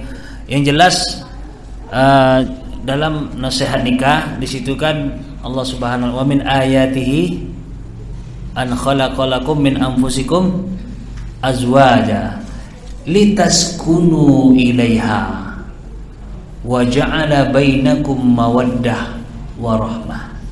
Litaskunu ilaiha, perhatikan ini bagi wanita. Ini pengantin perempuannya ada sini nih. Hadir. Alhamdulillah. Oke, litaskunu ilaiha, agar kamu bisa tenang dengan dia. Ini perhatikan ini wanita dulu lah. Litaskunu ilaiha, karena di situ disebutkan litaskunu ilaiha. Oke? Agar kamu bisa tenang. Sukun tahu sukun? Sukun sakinah. Apa sakinah? Tentram, tenang. Litaskunu ilaiha, ini ditujukan kepada wanita. Oke? Ditujukan kepada wanita. Hendaklah wanita mampu dan berusaha membuat suaminya tenang di rumah. Kalau suaminya tidak tenang di rumah, itu istri yang bermasalah. Litaskunu ilaiha, ini ditujukan kepada wanita. Artinya hendaklah istri berusaha membuat suami senang, tenang di rumah.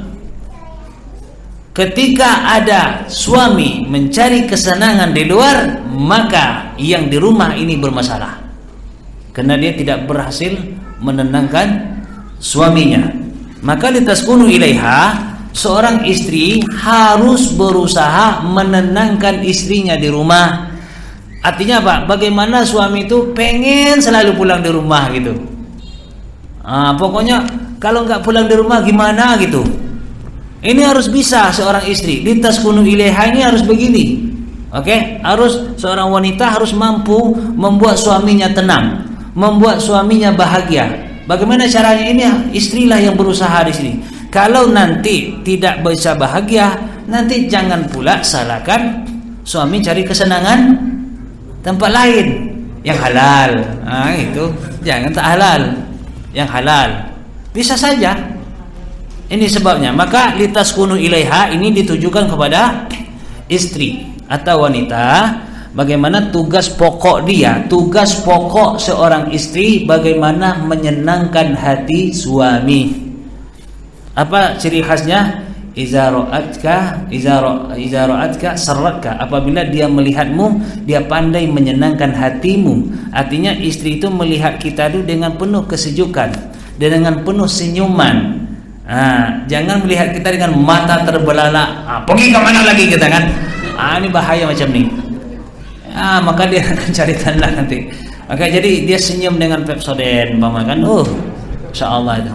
Ini semacam ini insyaallah. Kalau dapatlah istri yang semacam ini, kalau bisa jangan satu. Insyaallah nih. Kena pula ini. Oke, baik.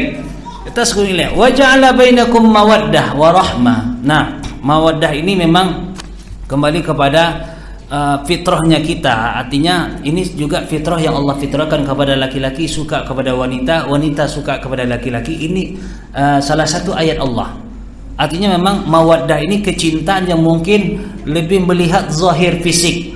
Mungkin kena cantik, kena putih, mulus, ganteng, tampan, berjenggot lebat, umpamakan, lebah bersarang, umpamakan.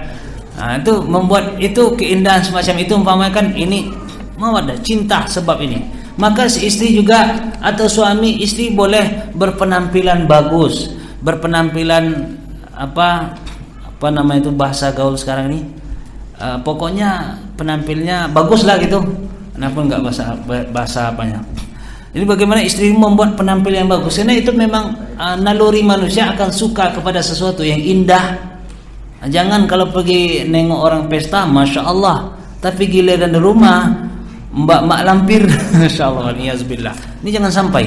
Seharusnya di rumah boleh pakai parfum, silakan berhias. Karena nanti tujuan tugas utamanya apa? Menyenangkan. Oke, warahmah ini kasih sayang lebih kepada memang karena dia kasih sayang berdasarkan mencari ridho Allah Subhanahu wa taala, tidak melihat fisik lagi. Makanya kadang kalau ada kakek-kakek sayang sama istrinya yang sudah tua, karena dia nggak melihat fisik lagi, udah warahmahnya itu muncul. Warahmahnya muncul. Bagaimana antara suami istri ini menciptakan warahmah?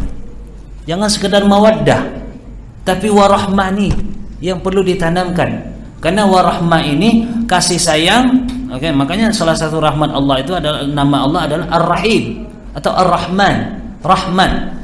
Kasih sayang Allah yang tidak pilih kasih. Nah, ketika kita bagaimana dalam berumah tangga, antara suami istri, sayang sama suami, sayang sama istri, istri sayang sama suami, tidak lagi melihat fisik, tidak lagi melihat umpamanya strata sosialnya atau umpamanya melihat macam-macam lah, tapi yang benar-benar dia mencintai karena Allah.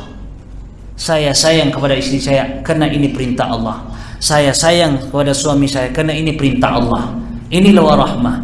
Sehingga ketika kita tiga ini kita terapkan, sakinah, mawaddah, warahmah, maka ini insyaallah rumah tangga yang Allah janjikan dalam Al-Quran. Doa malaikat, Rabbana wadakhilhum jannatin. Ya Allah, kata malaikat pemikul arsy berdoa kepada Allah, masukkanlah mereka ke dalam surga. Siapa dari mereka? Min abaihim, kedua orang tua mereka, istri mereka, wa dzurriyyatihim, dan keturunan mereka. Maka sebenarnya doa malaikat ini berdoa kepada orang untuk yang satu keluarga, orang tuanya, istrinya, anaknya bertemu dalam surga. Dan perpisahan yang sesungguhnya perlu diketahui dan perlu dicatat, perpisahan yang sesungguhnya adalah apa? Di saat suaminya ke neraka, istrinya ke surga, atau suaminya ke neraka, istrinya ke surga, atau istrinya ke neraka, suaminya ke surga. Ini perpisahan yang sesungguhnya. Karena sudah Allah berikan contoh, 4 contoh. Pertama, ada yang suaminya ke surga, istrinya neraka, Nabi Nuh, Nabi Lut. Ada yang istrinya ke surga, suaminya neraka, Fir'aun. Ada yang suami istri surga dan suami istri masuk surga, Nabi Muhammad sallallahu alaihi wasallam dan ummahatul mukminin, insyaallah bismillah. Kemudian ada yang suami istri neraka, Abu Lahab, tabbat yada abi lahab wa tab ma aghna anhu maluhu wa ma kasab sayaslana ranzata lahab wa imra'atu. Bini-bininya pun masuk neraka. Pilih mana kita? 4 tipe ini. Suami istri ke surga, atau suami istri ke neraka, atau salah satunya surga neraka. Pilih 4 tipe. Maka ini untuk yang bersuami istri harus bagaimana keduanya yang bisa, bukan kita suami istri saja, orang tua kita juga dikumpulkan, kemudian apa, keturunan kita juga dikumpulkan di surga. Itu kita berharap. Jangan kita suami istri masuk surga, orang tuanya neraka, anaknya neraka, umpamakan, wal iyazbillah. Makanya kalau bisa suami istri, orang tua, mertua kita, keturunan kita berkumpul semuanya di surga. Ini doa malaikat pemikul arsy dalam surat Ghafir. Bagi siapa? Bagi orang yang mengikuti jalan Allah yang benar, orang yang beristighfar, orang yang bertaubat kepada Allah Subhanahu wa taala, dan orang-orang yang mengikuti jalan Allah yang benar. Oke? Baik. Wallahu a'lam bishawab. Itu singkat aja lah. Nabi ketika sholat pandangannya mengarah ke tempat sujud. Tetapi bagaimana jika kita sholat pandangannya itu mengarah ke depan atau memandang selain tempat sujud? Apakah sah dalam sholat? Ini tentu akan mengurangi kesempurnaan sholat kita. Bahkan Nabi pernah mengatakan, kalau kalian tidak berhenti melihat ke atas, maka pandangan kalian akan disambar. Artinya kita disuruh untuk mengarah ke, kecuali idza darurat, kalau mungkin sesuatu yang darurat mungkin berbeda. Tapi kalau kondisinya normal, jangan sampai kita wala taltafit, jangan sampai kita berpaling, mata kita berpaling, nanti akan menyebabkan hati kita juga berpaling. Karena biasanya mata yang berpaling itu dia hatinya akan ikut. Hatinya akan ikut, pikirnya akan ikut ke sana. Maka kita jangan sampai berusaha kita semampu kita dan berlindung kepada Allah dari gangguan-gangguan syaitan yang berusaha melalaikan kita dari salat. Oke? Wallahu a'lam bishawab. Baik, insyaallah demikian berarti surat At-Takatsur selesai. Nanti insyaallah berikutnya surat Al-Qari'ah. Ini kejadian tentang hari kiamat insyaallah bismillah. Baik, cukupkan insyaallah. Wa akhiru da'wana anil hamdulillahi rabbil alamin. Wassalamualaikum warahmatullahi wabarakatuh.